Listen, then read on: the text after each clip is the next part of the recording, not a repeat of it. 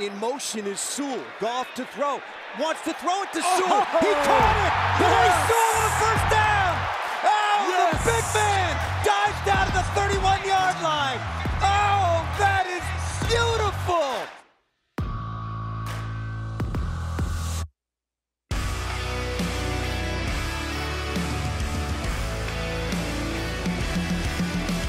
Welcome to the Twentyman the Huddle podcast presented by Microsoft here in Phoenix at Radio Row at the Super Bowl. I'm joined by Aidan Hutchinson. Aidan, congratulations on Pepsi Rookie of the Year. Thank you. And for the nomination for NFL Rookie of the Year for the NFL honors. Yeah. Just talk about, getting those kind of honors and it's just a season that you had and it ending this way and being recognized for all that hard work. No doubt. I mean, I feel like it's a great recognition, man. It feels great when you put in so much work for those 17 games and you get recognized for it. And winning the Rookie of the Year, that was great. And now we're going for Defensive Rookie of the Year. Yeah. So, man, I'm fired up. I'm super grateful and really just blessed. You know, I stopped by your locker later in the season, and I remember asking about the rookie wall. Yeah. And there, we see it all the time. And you were like, I don't think so because I'm born to play ball. That's what I do. No. You certainly didn't have the rookie wall. Just how much did you love football being the focus and now that transition to the NFL? I mean, that's what I believe.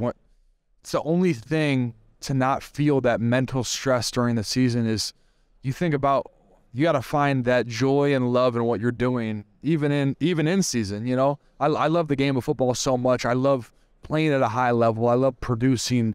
It gives me so much joy. So having to look forward to things like that made that rookie role not even a thing, It's one thing to stay home and play for your hometown team. Your jersey was the #1 selling jersey in the state of Michigan, but to be beloved the way you were, I mean, you saw that reaction at Ford Field. There was so many Hutchinson jerseys there at Ford Field. It's just the love that you felt, and then to be able to produce the way you did for them. Just how rewarding was that part of it as well?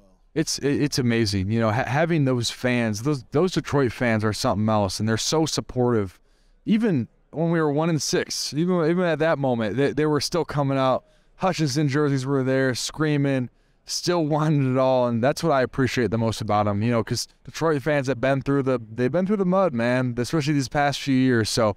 We're just hoping to turn this ship around. And I think we have, and now we just got to press on the accelerator. Look, when Detroit took you #2 overall, we knew the sacks were coming. Yeah. 3 picks. Yeah. I think you did 1 passer pro on your pro day at Michigan. Where did that stuff come from? Where did that come from? Dude, I played tight end in high school, so I got those little natural hand-eye coordination ball skills. But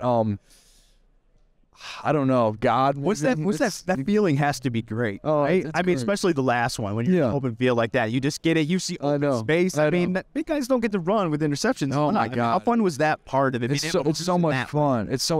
Being able to produce in all aspects of the game, which I did this year.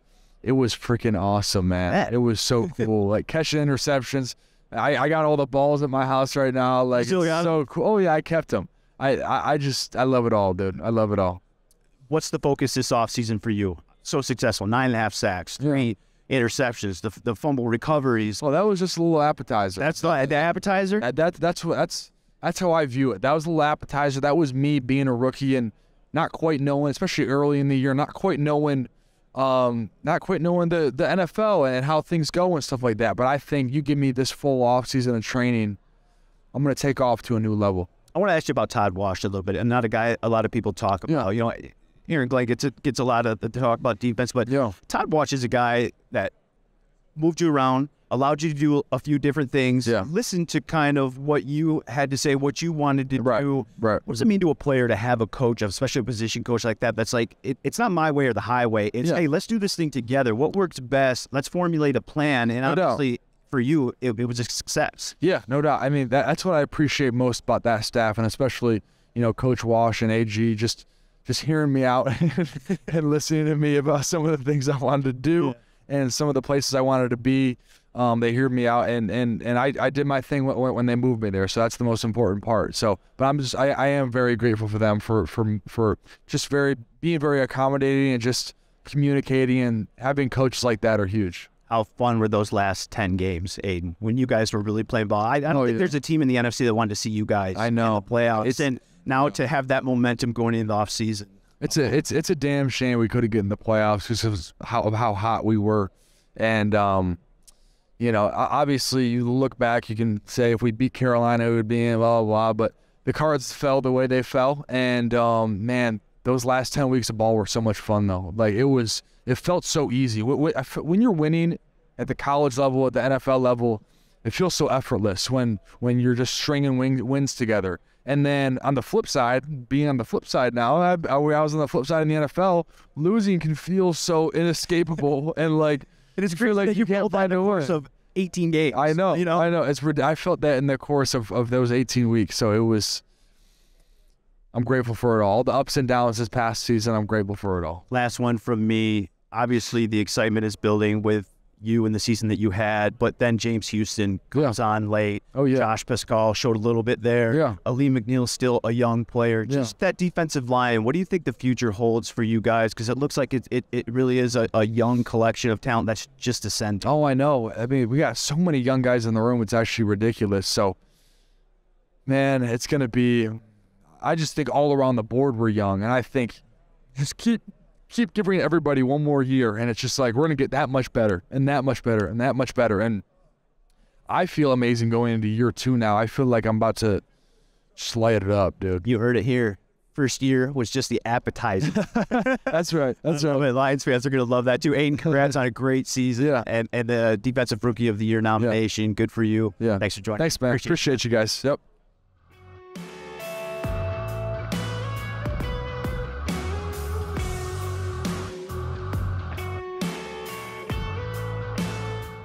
Welcome back to the Twentyman the Huddle podcast presented by Microsoft back here in Phoenix, Radio Row.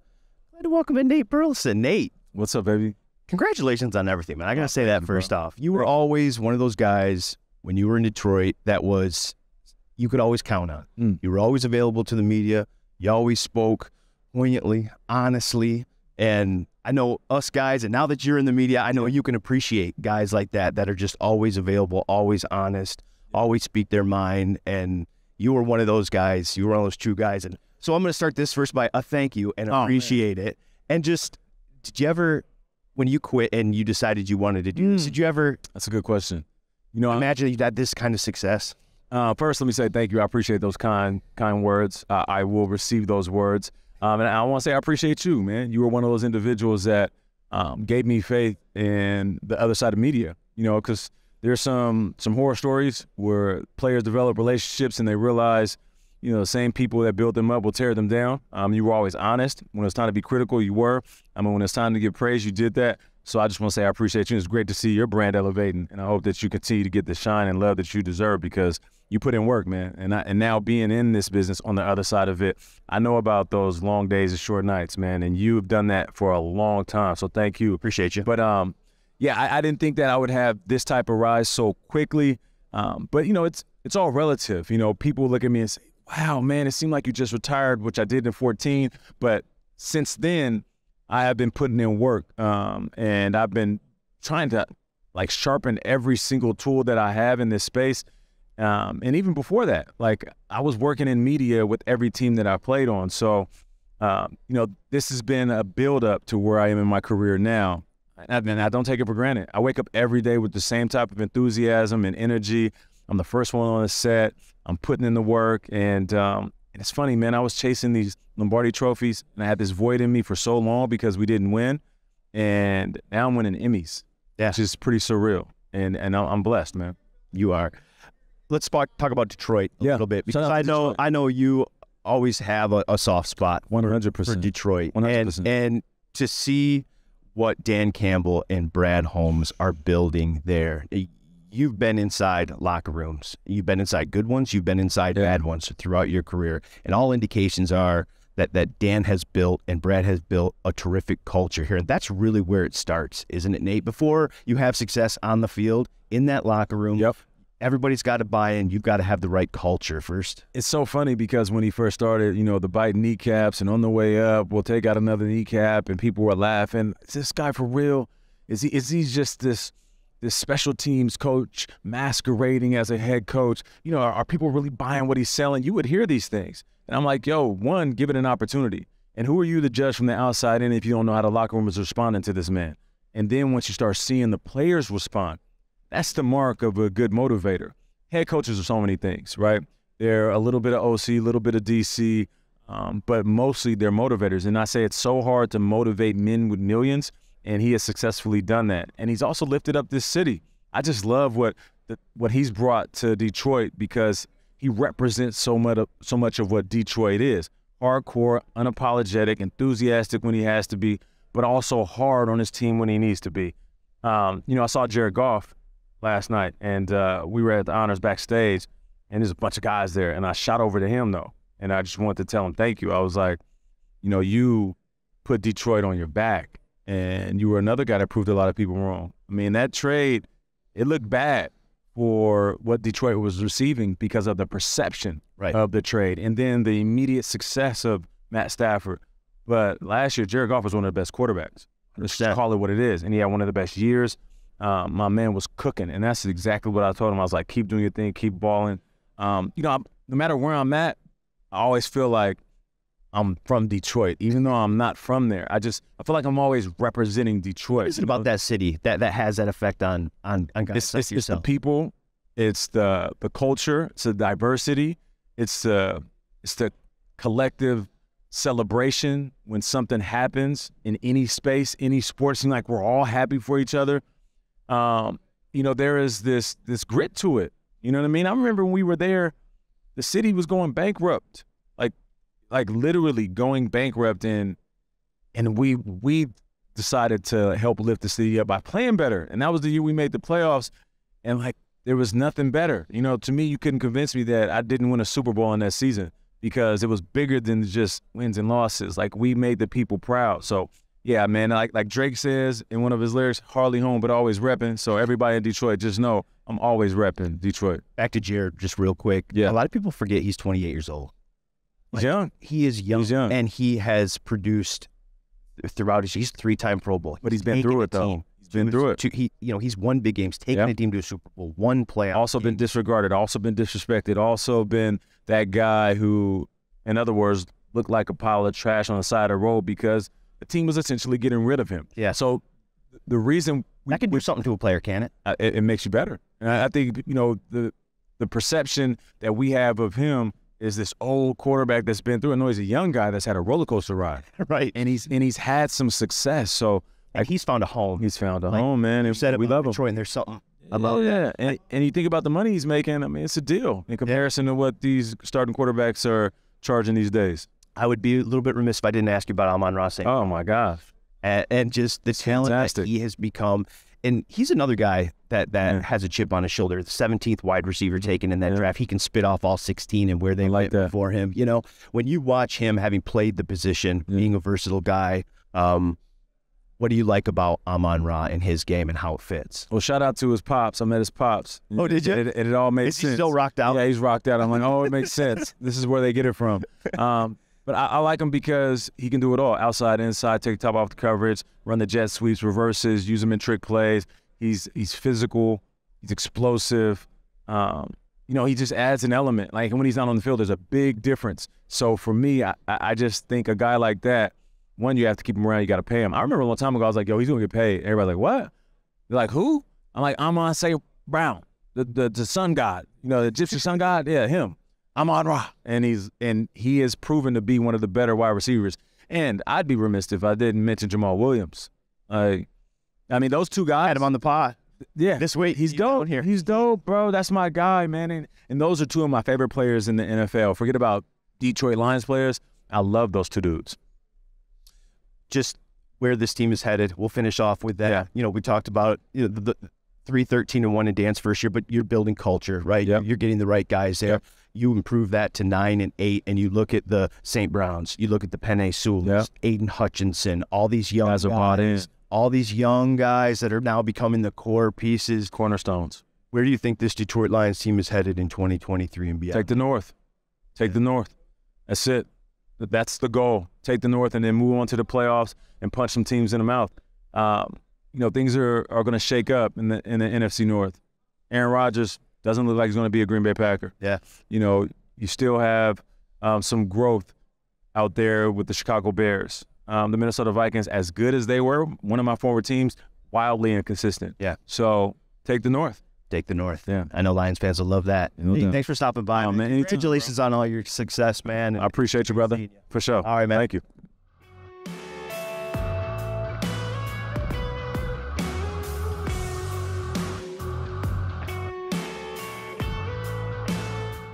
Welcome back to the Twentyman the Huddle podcast presented by Microsoft here in Phoenix, Radio Row. And I am joined by 8-year NFL veteran offensive lineman Geoff Schwartz. Jeff, thanks for joining me. Yeah, glad to be here. Well, you know everything offensive line, yes. So I'm glad you stopped by. We're going to talk because obviously that's a huge topic in Detroit with what they've built up front along their offensive line. Really, you talk offensive lines in their totality, Philadelphia Eagles and really Detroit's in that mix too. Certainly. Just when you have an offensive line that's got really 4 Pro Bowl caliber players on it, I mean, just what does that mean for the offense? What can you do as an offensive coordinator with Ben Johnson? Anything. Like, that's what you can do, right? Like, it allows you to do so many different things. And in the run game, obviously, the Lions' run scheme is so multiple, right? They do so many different things well. So you really can't game plan for, okay, we're facing a zone team, right? We're facing a gap team. The Lions are running zone. They're running wham. They're running powers. They're running all these different things each week. So it makes it difficult for a defense to see everything that's happening. And then also messes with their keys because, okay, guard's doing this thing, but that's like, no, it's not a pull. It's a wham. Is it a zone? Is it this? Is that? So it kind of makes the defense play a little tad slower. And then the passing game, what it does too is when you allocate less help for your offensive linemen, more guys get into the pass game. So it allows more options for your quarterback to throw the ball. It spread the defense out a little thinner and more holes become available when you have more guys in the passing concept. So, not having to help your offensive linemen allows, I think, your pass game to open up a little bit more. Penei Sewell in his second season was a Pro Bowler. I think we can both agree Taylor Decker is annually one of the top 5, 6, 7 left tackles in football. Just what does it mean when you've got 2 bookend guys like that that are some of the best at their position? Well, as I just mentioned with the help situation, right? So you don't have to help those guys. So it allows a running back and tight end now, instead of helping, to be part of a pass concept. And what it does, obviously, if you have those guys in the pass concept, it pulls away, pulls help to them maybe, or not to them, and guys are more open if you can layer your passing concepts like that. But also, too, we often know that pressure up the middle, right, from the middle can really hurt quarterbacks. Well, now if you trust those offensive tackles to do their job, the 3 inside guys can really be 3-on-2. So it allows you to funnel that in the middle and keep that very firm. So it allows for a firm throwing kind of surface for the quarterback. Yeah. So he doesn't have to really worry about inside pressure. He can, especially for Goff, right? He's not as mobile. He can drop back, step up, boom, find your guy. So when you combine that all together, that's you get that good pass protection. You talked about the middle and having a Pro Bowl guy like Frank, made his second Pro Bowl this year. Really one of the top 2 centers in the league with Kelsey, I think. When you've got that position locked down, I mean, he runs the show there. Right. I mean, all the checks and protections and stuff like that. When you've got a Pro Bowl caliber center, how does everything else just kind of fall in line?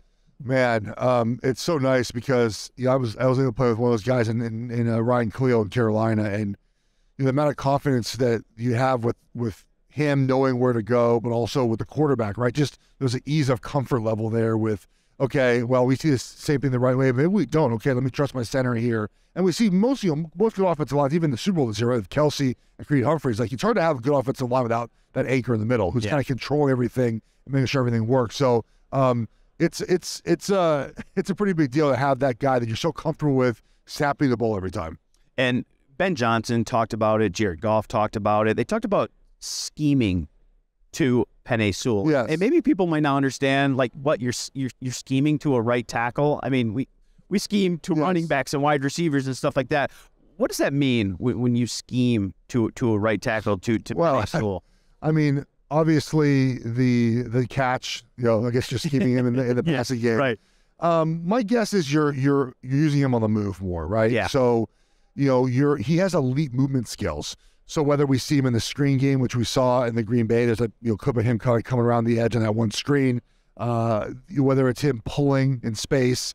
So that's what they're talking about. Getting him in space. Getting him moving in space. We use him as our kind of move offensive lineman. And it allows you to do, not to get into kind of the nitty-gritty, but allows you to do sort of different things to mitigate maybe inside defensive tackle issues, by having him be the pull guy more often than the guard possibly. So it allows you to just be more creative and mitigate issues by having him, kind of using him in a way that you really don't use other tackles. This Detroit Lions offense is one of the top 5 in the league really all year. I think it's anchored by that offensive line. It's really a young offensive line with Jonah Jackson, Frank, and Penei. Just how good can this team be, and how consistently good can this offense be when you've got a young core set of offensive linemen like Detroit? Look at the Eagles, right? Like they're the example, right? You have 5 offensive linemen on the Eagles that were drafted, right? They're all drafted. Like there's a reason why.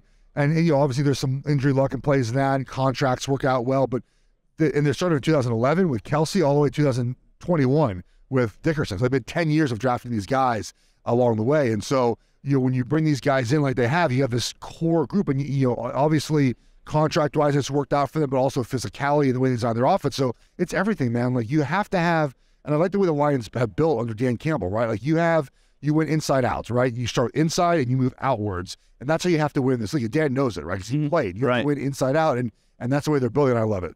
Well, we love that you joined us. Give us a little insight on the offensive line. He is Geoff Schwartz, spent 8 years in the NFL. Great insight on the Detroit Lions offensive line. Thanks, Geoff. Appreciate you.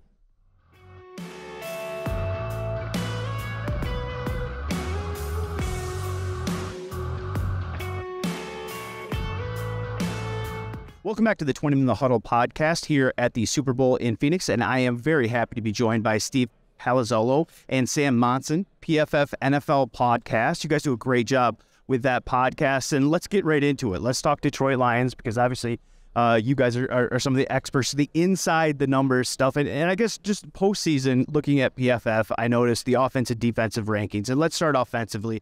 Obviously, a very good season for Detroit offensively. They finished 5th in you guys' rankings. What stood out, I guess, to both of you about just how this team performed offensively all season long?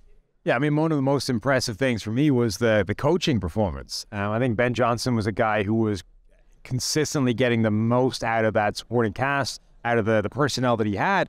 And it's a huge sort of thing, huge result for them to retain him over the course of the offseason, get the same thing again, and then presumably be able to add a little bit here and there to that personnel to get, you know, Jameson Williams into the fold in year 2, when it was really more of a redshirt season for him in his rookie year. A little bit of flashes late on, but I think the pieces are in place for that offense to get really exciting next year. And so how big of a deal, obviously Ben Johnson, people in Detroit are really excited about him coming back and just getting another year to do his things and build on the groundwork he built. I mean, that might be the biggest offseason acquisition for Detroit all season long. We're talking about free agency, the draft. It might be Ben Johnson. Absolutely. Like, he was so impressive all season long. You could see the game plans involved each week. You could see him out coaching opposing defensive coordinators time after time. Like, I think he did as impressive a job as any coordinator level coach in the NFL.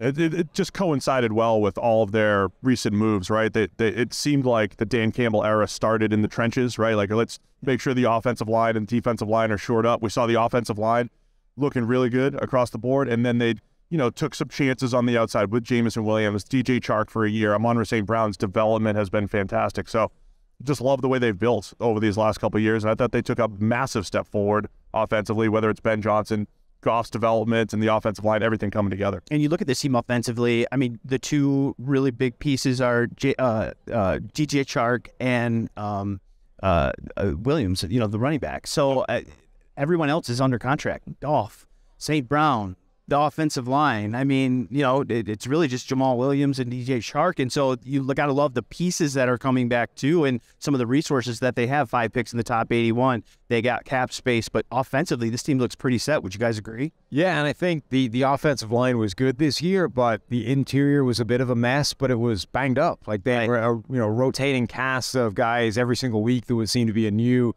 guard combination, and those guys struggle in pass protection a little bit. But if they stay healthier on that offensive line next year, that's immediately, again, another potential upgrade from in-house without having to do anything. All right, let's flip over to the other side of the ball. When you talk about Detroit Lions and some of the struggles they had this year, specifically early in the season, it was that defense. I mean, it was historically one of the worst defenses in football the first 7-8 weeks of the season. They got better as the year went on. I think they figured some things out. They changed some things schematically, allowed guys to do some different things, and they were much better down that 8-2 stretch. But still, they finished 28th in you guys' site, you guys' rankings. I guess maybe what was the biggest thing that jumped out to you? Maybe let's split this up and go beginning of the season and second half of the season. What were maybe some things that were different for you guys? I mean, when you start with 28th on the year, of course, it incorporates the entire season, right? Yeah. They were historically bad, so that does get baked into there. I think the secondary was, one of the places where you just couldn't rely on them early on, right? There's still no number one corner that you just completely trust, right? Jeffrey Okudah made took some strides this year, but just still probably not enough, right? And they're gonna have a decision to make with him on the fifth-year option. So I think to me it was just the back seven that did get better over time. But that coincided with the pass rush getting better, right? More consistency from Aidan Hutchinson, James Houston stepping up. They found some players up front there. So I think they played much better in the trenches down the stretch, and that helped, I think, everything defensively. Yeah, I think a lot of those young guys really stepped forward over the course of the second half of the season. I mean, Hutchinson had a great rookie year overall, but in the second half of the season in particular, he had a genuine Rookie of the Year, All-Pro kind of season. I forget what the week is, but like week 11 onwards, something like that, the list reads the Defensive Player of the Year candidates at Aidan Hutchinson in terms of PFF grade, in terms of pressures. Like he's right there with Nick Bosa and Micah Parsons over that run. If he'd done that all season long, I mean, that makes a material difference to the defense in the first 8 weeks of the year. And that's tough, though, too, right? I mean, everybody expects a number 1, number 2 pick to come in here and do this, but I mean, it's such a big jump, guys, from college to the pros, right? And sometimes it just takes a little bit to figure it out. I think James Houston is a perfect example of that. Here's a guy that was on the practice squad. They started to see some things in practice, and then they got him involved, and look what he did. You find a diamond in the rough, but you got to give some of these young guys some time, sometimes too. And I think maybe that's part of the big, like you said, Sam, part of the big transition from the first half to the second half is some of those rookies just grew up a little bit, right? And you have to expect that with some of these. Even though Hutchinson was supposed to be the number 1 overall pick and falls to number 2, we always said, hey, he's not really a Bosa. Yeah, he's not really a Myles Garrett or a Chase Young type of prospect. A lot of those guys pretty much hit the ground running, or a Von Miller hits the ground running, and they were almost dominant from day one. But even like a Khalil Mack took about a year to really get going and become what he was. So taking about essentially half a season for Aidan Hutchinson to take that step forward, become a better pass rusher, that's pretty standard, even for some of the better players. I know it's mock draft season, and that's the craze, but people sometimes forget free agency comes before the draft. I know you guys on your site recently released the top 100 free agents. I'm just curious, when you look at the totality of this free agent class, where do you guys think it's strong? Maybe a few position groups that you think are teams are going to be able to find some really quality guys, not just day one, the big money guys, but maybe into the second week of free agency as well. It's not great overall. I'll just say that. Like the free agent class is lacking some of the big names. I think interior defensive line is an interesting spot where you can at least get reasonable players, and then the NFL, some teams have decisions to make on guys like Quinnen Williams and Jeffrey Simmons. So that interior defensive line is a place I think the entire NFL.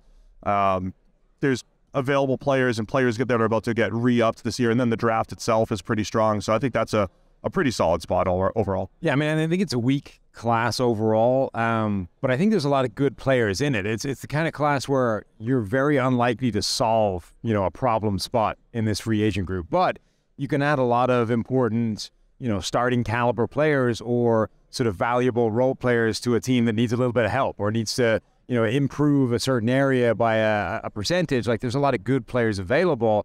They're just not the ones that are going to come in, be the high price solution to fix an area of the team. Brad Holmes has always been a guy that values, signing his own guys first, taking care of those guys that were pieces down the stretch. So it maybe sounds like this is maybe one of those years where you can get some help, and they obviously need some help. What you talked about, even secondary and defensive line, I think they're going to look to improve that along the interior as well. But maybe signing some of their own guys, the DJ Charks, the Jamal Williams, some of those guys, maybe this might be the year for that because it's not that high-priced, high-end class. Yeah, and look, we love to talk about free agency. We love to talk about the draft, but like my favorite move last offseason that I keep raving about all week here because we're at the Super Bowl was the Eagles waiting for James Bradberry to get cut and then picking him up for pennies on the dollar to be a starting corner. So as much as we love to talk about the exciting plays, this feels like an offseason for creativity, for maybe some trades. Free agency, it's easy to look at a list of players and saying, here's what's available. But I think the GMs that are getting a little bit creative finding teams that are moving on from players, that's where there's going to be a lot of movement this offseason. And just trades across the board. I mean, we saw last year that all the interesting movement for wide receivers was these trades for first-round picks. And, you know, maybe that is the route with a free agent class that isn't necessarily amazing. If you do want to completely transform or overhaul a position group, maybe you go looking to spend a first-round pick in a trade and bring a guy in that way. All right, I want to put you guys on the spot a little bit. Let's talk about the NFL draft a little bit. I want you guys' top 3 position groups that you think just overall, not so much just the talent at the top, but depth, just where you think 3 position groups where this draft, if you're looking for this, a team's going to be able to find one, not just at maybe say number 8 or number 18, but you know, into the second round, into the third round, you're going to get some quality guys in what position groups? Let me start with this one. The position that we hate the most, running back, is loaded. I mean, it's really I look at markets, which is the draft and free agency and potential cuts. The market for running backs, there's a lot of available free agents, and the draft class is loaded. So I think running back with Jamal Williams, you know, not under contract. Do you want to pay him a lot of money? Maybe not, because I think there's going to be really good players to get in the middle rounds. DeAndre Swift entering the final year of his rookie deal as well, so that could be a sneaky need in Detroit, running back. And then I think the perimeters. I think wide receiver is not going to be talked about as a great receiver class because it's another year where, you know, there might not be a Jamar Chase, there might not be a Justin Jefferson, but I think there is quality throughout the entire group, and it goes pretty deep. And then I think corner is another one. Corner's solid. One of those guys. And corner's one of those flavors, you know. Detroit fans just got a little bit excited when you guys said corner back there, because obviously that's a need which you talked about off the top. You guys are going to be talking a lot about the corners because I think every single year we say, hey, there's no true order when it comes to cornerbacks. That's going to be this season. You know, some people are Joey Porter and Cam Smith, and there's all sorts of names that are going to be thrown around, maybe fringe top 10 in the middle of the first round. There's a lot of first-round caliber type of cornerbacks here. All right, let's finish with this, guys. Obviously, Detroit is one of those teams, 3-13-1 in Dan Campbell's first year. Started 1-6, wasn't good, but really was one of the hottest teams in the NFL the second half of the season. Just missed the playoff spot. And so with another offseason with some of the young talent that they have, I'm just curious what you guys' overall thoughts are of the 2023 version of the Detroit Lions. Now, obviously, this is before the draft, before the free agency, so there's a lot that has to go into this. But with what you guys see, with what they have, what they've built, some of the core pieces, I'm just curious what you guys think of the 2023 Detroit Lions and their potential in the NFC. I mean, just based off that description of, you know, 3 wins, almost make the playoffs, like the next step is, particularly in this division, you've got to be looking to win it. I know Minnesota had a great record this year, but all the way throughout the season, everybody sort of said this is not that good a team. Like, they've kind of caught the good end of all these single-digit wins. Green Bay weren't as good this year as people thought they would be. The Aaron Rodgers thing is still up in the air. Maybe he's not even playing there this year. This is, you know, a Detroit win for this division is something they should be looking for. And I just love what we talked about before. They started in the trenches, and to me, this is an off-season for the shiny objects, right? As good as the offense was, and I love Amon-Ra St. Brown and some of the speed that they've added, continue to add to the receiving core. I wouldn't hate if they were in the mix for one of those veteran receivers that you could trade for. I wouldn't hate that at all. That's how you win. That's how you win with Jared Goff at quarterback. Get as many playmakers as possible at receiver and tight end. Get some corners into the building, and that's how you go and, you know, build upon that good foundation that they've started. Steve, Sam, great stuff. You guys be sure to check out their podcast, a PFF NFL podcast. They do a great job over there. They know everything college, everything pro. So make sure you go check that out. Thanks, guys. Appreciate you taking the time. Thanks for having me.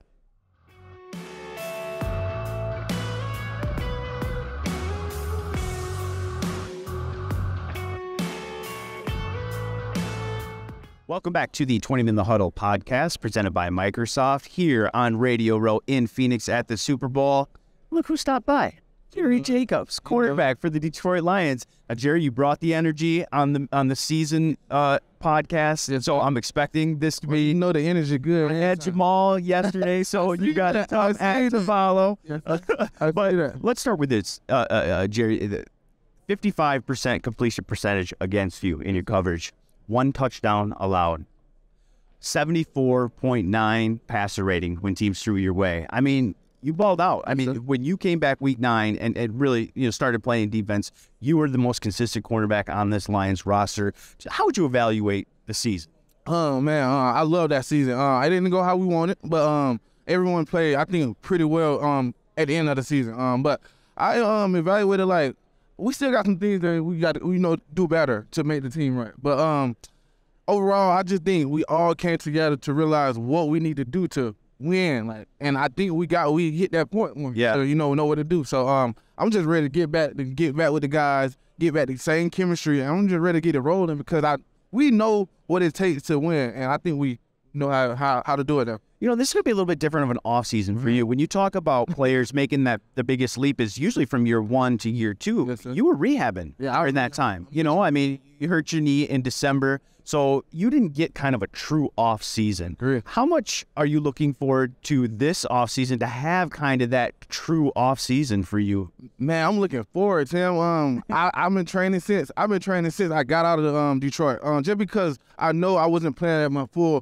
100%. Yeah. So I'm ready to come. I'm just ready to get back in Detroit for the spring workouts and get it going. But this offseason is just like really weird because last season I was just doing a lot of rehab in Detroit, but now it's like I can travel, do things like this. I can still work out. Like, so I'm enjoying it, but at the same time, it's a blessing. Just I can have a good one off season. Yeah. You know? What's the big focus for you this offseason? When you went through the film, when you looked at your game, what was maybe one thing you were like, okay, I think this is one thing I kind of want to maybe focus on, or is it just the totality of it? Is there one thing you kind of focused on? I guess what's the focus this offseason? Yes, sir. Soon the season hit, I just knew one thing that I really needed to go tell my DB trainer, and I think it was finding the ball, because I'm there every time, like, and I just told him, like, soon I ended the season, I called him like, hey, if you can help me find the ball, we'll be millionaires around here.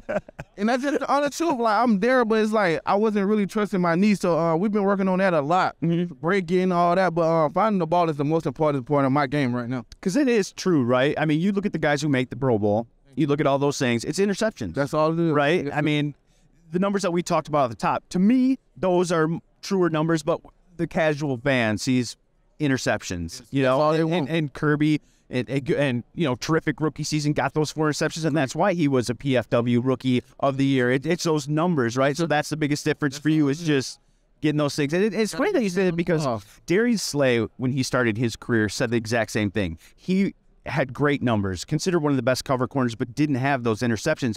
When those interceptions started to come, look at him now. That is the big thing. Yes, sir. Obviously they're gonna, Brad's gonna do everything he can do to improve this football team. Yes, sir. And you got to expect that that's going to be in the secondary as well, and probably free agency, probably adding in the draft too. How much do you welcome that competition and how that can make that room better overall? Man, I'm looking forward to who he go get in the free agency or in the draft. I ain't scared of competition. I love it. So it's just gonna bring the fire to the fuel. But I'm just ready to. I know the guys you're gonna bring in is gonna be ready to compete and help us win, and that's what we need in the secondary right now. So there's no knock on nothing like that. We're gonna compete at the end of this football. That's what I play. But I compete every day, so I'm ready to go. One thing about Aaron Glenn though, he said that you're one of his favorite players on the roster. He called you a dog. What does that mean to you? It means a lot. Just because I told him I don't like giving up touchdowns, giving up catches. And the first day I told him that, he like, you're a dog. But it's not even about that. He just know I'm gonna give him my all every time. I'm gonna compete. No matter if I'm hurt, I'm still gonna compete. So just hearing my defense coordinator call me a dog, and Aaron Glenn is a Pro Bowler, I'm finna be a Hall. Yeah, man, that means a lot. So I'm just taking it in and keep going. Playing behind a young defensive line, Aidan Hutchinson's obviously down here up for Rookie of the Year. Just got it. Yeah, James Houston came on really strong at the end of the year. Just what does it mean as a secondary, as a cornerback, playing behind some young guys that look like that's going to be a part of that defense that really clicks up here in the coming years if those guys continue on this trend? Man, I was just watching the games this past season. Playing with that, you got to think about it. Playing with a hungry young defensive line group who trying to attack the quarterback every play, that just make our job easier. And then with us being more sticky, being on the receiver, that gonna make their job easier. So we on the same page. Like me and James Houston after the Carolina game, we just connected because like we know D-line and DBs are work together in the game. Like, we were best. It's a marriage, right? So like we just trying to make sure we're on the same page. But seeing them young guys hungry like that, I'm ready to roll. I think I'm gonna get some picks a lot this year here. How much are you looking forward to getting things rolling? Now, obviously, you got to take your time. You got to get your body right. But at 9-8, the way you guys finished. I don't think anybody in the NFC wanted to see you guys in the playoffs. And so to take that momentum into next season, how much are you looking forward to building upon this year and really taking this thing to the next step? I'm ready to start it from game one. I don't like how we started from game 6, but hey, we finished strong, but I'm ready to start from game 1. And it started in training camp, so I'm ready to get back. I know I got to get my mind off it right now, but I can't. It's just football. That's what I love to do. Detroit is where I want to be, so I'm ready to get back out there and do my all. So I think it's going to be important for us to start early in training camp, then move on to preseason and, go from there. A man of his word. He brought the energy on the 20-minute huddle. Sir, you know, every time. Jerry, thanks so much for taking the time, man. Enjoy the week. Enjoy the off season. Get to work. Come back and we'll talk in OTAs. Appreciate you, man. Thank you so much, Tim. Thanks, Jerry.